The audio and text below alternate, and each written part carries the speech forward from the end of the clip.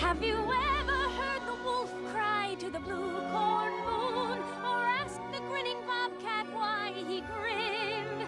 Can you sing with all the voices of the mountain? Can you paint with all the colors of the wind?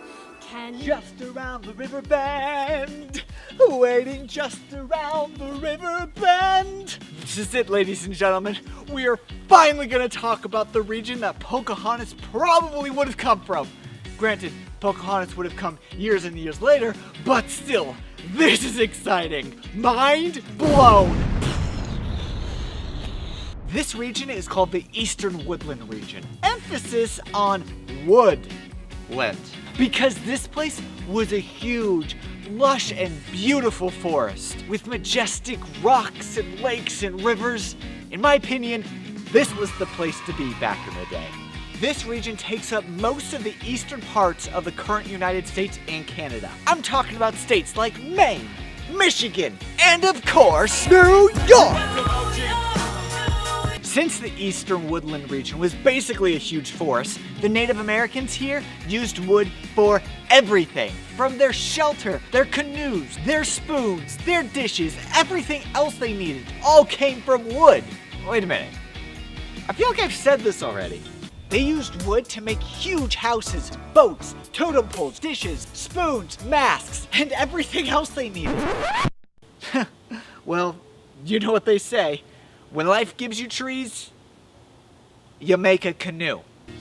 The people in this region were both hunters and farmers. They planted things like beans and corn, while also hunting fish and other wildlife. The code word is longhouse. This region was home to two different groups of Native Americans, the Iroquois and the Algonquins. On a side note, I'm very sorry if I'm mispronouncing these names.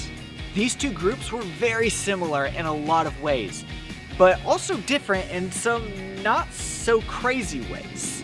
Fact, both the Iroquois and the Algonquians were full of people that spoke different but similar languages. Bonjour. Bonjour. Bonjour. Bonjour. Bonjour.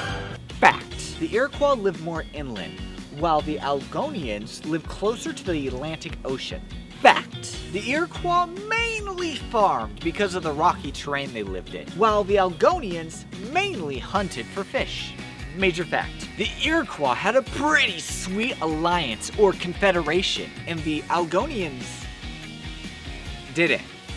Fact, the Iroquois lived in longhouses, while the Algonquians lived in wigwams, which are very similar, except one has a pointy roof and the other one has a curved roof. Fact. Lastly, in order to propose to a girl, the Algonquian men would go and hunt an animal and then give it to her. And then, instead of just saying yes, she took the animal and cooked it for the guy.